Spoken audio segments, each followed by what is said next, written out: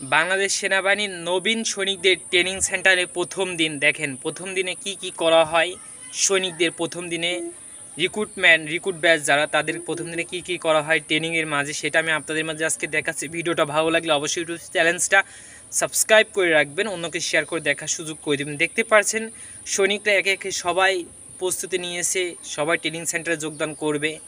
দীর্ঘ 9টা মাস ট্রেনিং শেষ করে মায়ের সন্তান মায়ের বুক থেকে সরে আসে, দীর্ঘ 9টা মাস কষ্ট করে পরিশ্রম করে ট্রেনিং শেষ করে দেশের জন্য কিছু বই নিয়ে আসে আমাদের বাংলাদেশ সেনাবাহিনী।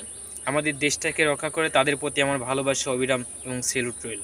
এবং ভিডিওটা যারা পেজে দেখছেন অবশ্যই পেজটা ফলো করে শেয়ার করে ওনাকে দেখার সুযোগ করে দেবেন। একজন সৈনিককে গড়ে তুলতে অনেকটা পরিশ্রম করা লাগে দেশের জন্য, দেশকে এগিয়ে নিয়ে যাওয়ার জন্য, দেশ ভালোভাবে যেন এগিয়ে যেতে পারে সেজন্য একজন সৈনিককে কঠিন পরিশ্রমের মাধ্যম দিয়ে গড়ে তুলতে হয়। আর বাংলাদেশ সেনাবাহিনী, আমাদের বাংলাদেশ সেনাবাহিনী যেখানে গিয়েছে সেখানে নাম অর্জন করে এসেছে, সুনাম অর্জন করে নিয়ে আসছে। আমাদের বাংলাদেশ সেনাবাহিনী খুবই আধুনিক এবং অনেক দূরে এগিয়ে গিয়েছে। আমাদের বাংলাদেশ সেনাবাহিনী আরও দূর এগিয়ে যাবে। আমাদের বাংলাদেশের নবীন সৈনিকদের কীভাবে ট্রেনিং প্রস্তুতি করছে আপনারা সবাই দেখতে পাচ্ছেন। ভিডিওটা ভালো লাগলে অবশ্যই ইউটিউব চ্যানেলটা সাবস্ক্রাইব করে শেয়ার করে অন্যকে দেখার সুযোগ করে দিবেন। দেখতে পাচ্ছেন নবীন সৈনিকরা কী সুন্দরভাবে লাইন ধরে ট্রেনিং জন্য প্রস্তুত লাগছে। এই কষ্ট পরিশ্রম শরীর থেকে ঘাম ঝরানোর দিনগুলো খুবই মনে পড়ে, হয়তো অনেকের মনে পড়ে না, আবার অনেকের মনে পড়ে।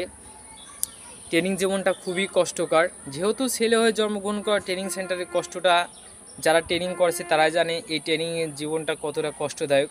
আপনাদের মাঝে আমি আজকে তুলে ধরলাম। ভিডিওটা ভালো লাগলে অবশ্যই ইউটিউব চ্যানেলটা সাবস্ক্রাইব করে শেয়ার করে ওনাকে দেখার সুযোগ করে দিবেন।